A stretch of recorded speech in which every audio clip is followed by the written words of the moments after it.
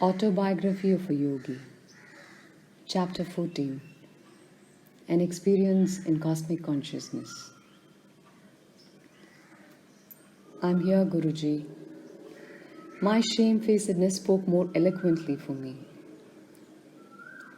Let us go to the kitchen and find something to eat.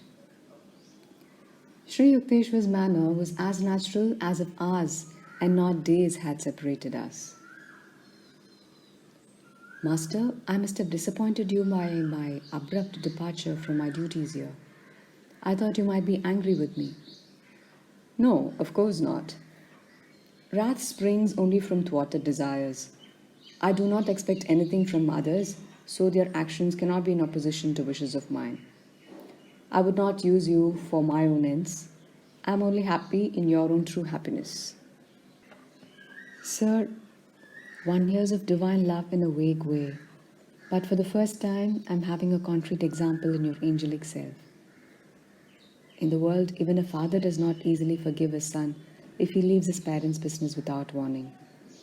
But you show not the slightest vexation, though you must have been put to great inconvenience by the many unfinished tasks I left behind. We looked into each other's eyes, where tears were shining. A blissful wave engulfed me. I was conscious that the Lord, in the form of my Guru, was expanding the small ardors of my heart into the incomprehensible reaches of cosmic love. A few mornings later, I made my way to Master's empty sitting room. I planned to meditate, but my laudable purpose was unshared by disobedient thoughts. They scattered like birds before the hunter. Mukunda. Sri Yukteswar's voice sounded from a distant inner balcony. I felt as rebellious as my thoughts. Master always urges me to meditate. I muttered to myself. He should not disturb me when he knows why I came to his room. He summoned me again. I remained obstinately silent. The third time his tone held rebuke. Sir, I am meditating. I shouted protestingly. I know how you are meditating, my Guru called out, with your mind disturbed like leaves in a storm. Come here to me. Snubbed and exposed, I made my way sadly to his side.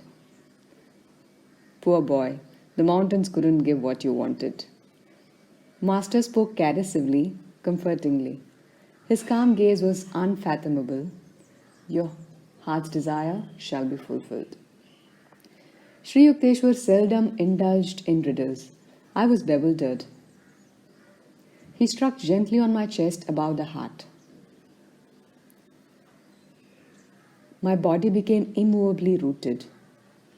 Breath was drawn out of my lungs as if by some huge magnet. Soul and mind instantly lost their physical bondage and streamed out like a fluid piercing light from my every pore. The flesh was as though dead, yet in my intense awareness, I knew that never before had I been fully alive. My sense of identity was no longer narrowly confined to a body, but embraced the circumambient atoms. People on distant streets seemed to be moving gently over my own remote periphery. The roots of plants and trees appeared through a dim transparency of the soil. I discerned the inward flow of their sap. The whole vicinity lay bare before me. My ordinary frontal vision was now changed to a vast spherical sight, simultaneously all-perceptive. Through the back of my head, I saw men strolling far down Raigat Road, and noticed also a white cow who was leisurely approaching. When she reached the space in front of the open ashram gate, I observed her with my two physical eyes. As she passed by behind a brick wall, I saw her clearly still. All objects within my panoramic gaze trembled and vibrated like quick motion pictures. My body, Master's, the pillared courtyard, the furniture and floor, the trees and sunshine occasionally became violently agitated until all melted into a luminescent sea, even as sugar crystals thrown into a glass of water dissolve after being shaken. The unifying light alternated with materializations of form, the metamorphosis revealing the law of cause and effect in creation. An oceanic joy broke upon calm endless shores of my soul. The Spirit of God, I realized, is exhaustless bliss. His body is countless tissues of light.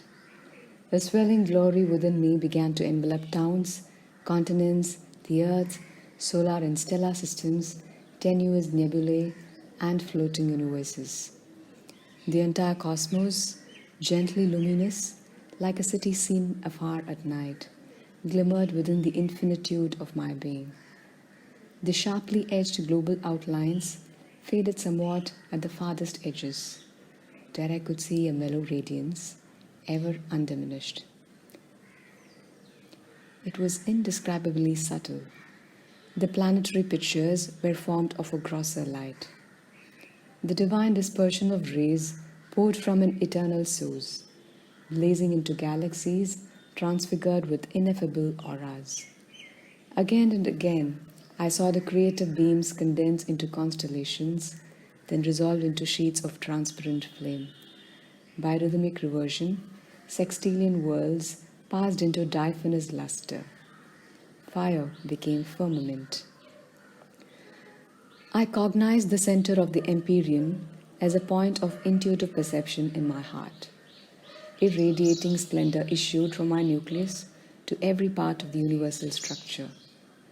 Blissful Amrita, the nectar of immortality, pulsed through me with a quicksilver-like fluidity.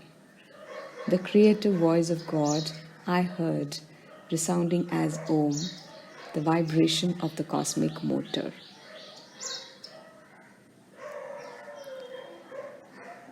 Suddenly, the breath returned to my lungs. With a disappointment almost unbearable, I realized that my infinite immensity was lost. Once more, I was limited to the humiliating cage of a body, not easily accommodative to the spirit. Like a prodigal child, I had run away from my macrocosmic home and imprisoned myself in a narrow microcosm. My Guru was standing motionless before me. I started to drop at his holy feet in gratitude for the experience in cosmic consciousness which I had long passionately sought. He held me upright and spoke calmly, unpretentiously. You must not get overdrunk with ecstasy. Much work yet remains for you in the world. Come, let us sweep the balcony floor. Then we shall walk by the Ganges. I fetched a broom. Master, I knew, was teaching me the secret of balanced living. The soul must stretch over the cosmogonic abysses, while the body performs its daily duties. When we set out later for a stroll, I was still entranced in unspeakable rapture. I saw our bodies as two astral pictures moving over a road by the river whose essence was sheer light. It is the Spirit of God that actively sustains every form and force in the universe, yet He is transcendental and aloof in the blissful uncreated void beyond the worlds of vibratory phenomena, Master explained. Saints who realize their divinity even while in the flesh know a similar twofold existence. Conscientiously engaging in earthly work, they yet remain immersed in an inward beatitude. The Lord has created all men from the limitless joy of His being. Though they are painfully cramped by the body, God nevertheless expects that souls made in His image shall ultimately rise above all sense identifications and reunite with Him. The cosmic vision left many permanent lessons. By daily stilling my thoughts, I could win release from the delusive conviction that my body was a mass of flesh and bones traversing the hard soil of matter. The breath and the restless mind I saw were like storms which lashed the ocean of light into waves of material forms: earth, sky, human beings, animals, birds, trees. No perception of the infinite as one light could be had except by calming those storms. As often as I silenced the two natural tumults, I beheld the multitudinous waves of creation melt into one lucent sea, even as the waves of the ocean, their tempests subsiding, serenely dissolve into unity. A master bestows the divine experience of cosmic consciousness when his disciple, by meditation, has strengthened his mind to a degree where the vast vistas would not overwhelm him. The experience can never be given through one's mere intellectual willingness or open mindedness. Only adequate enlargement by yoga practice and devotional bhakti can prepare the mind to absorb the liberating shock of omnipresence. It comes with a natural inevitability to the sincere devotee. His intense craving begins to pull at God with an irresistible force.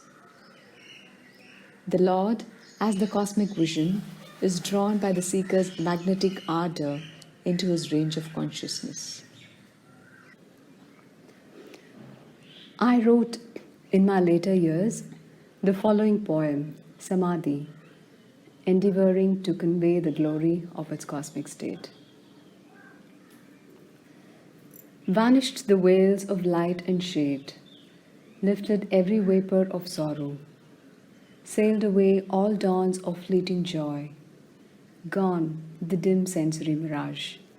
Love, hate, health, disease, life, death, perished these false shadows on the screen of duality.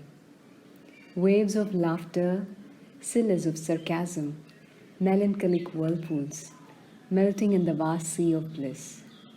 The storm of Maya stilled by magic wand of intuition deep. The universe, forgotten dream, subconsciously lurks, ready to invade my newly awakened memory divine. I live without the cosmic shadow, but it is not bereft of me. As the sea exists without the waves, but they breathe not without the sea.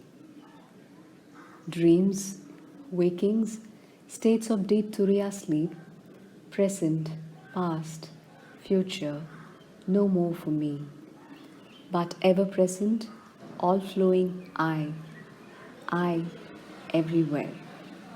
Planets, stars, stardust, earth, volcanic bursts of doomsday cataclysms, creation's molding furnace, glaciers of silent X-rays, burning electron floods, thoughts of all men, past, present, to come, every blade of grass, myself, mankind, each particle of universal dust, anger, greed, good, bad, salvation, lust.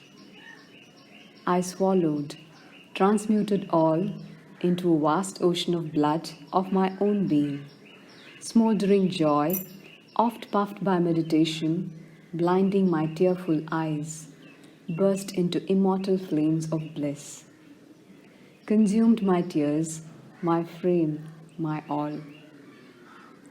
Thou art I am thou, knowing, knower, known as one.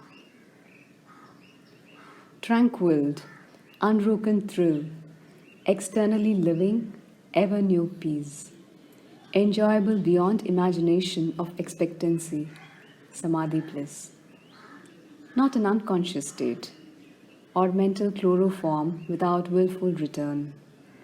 Samadhi but extends my conscious realm, beyond limits of the mortal frame, to farthest boundary of eternity, where I, the cosmic sea, watch the little ego floating in me. The sparrow, each grain of sand, fall not without my sight. All space floats like an iceberg in my mental sea. Colossal container, I of all things made, By deeper, longer, thirsty, Guru given meditation comes this celestial samadhi. Mobile murmurs of atoms are heard. The dark earth, mountains, whales, low, molten liquid. Flowing seas change into vapors of nebulae. Om blows upon vapors, opening wondrously their veils.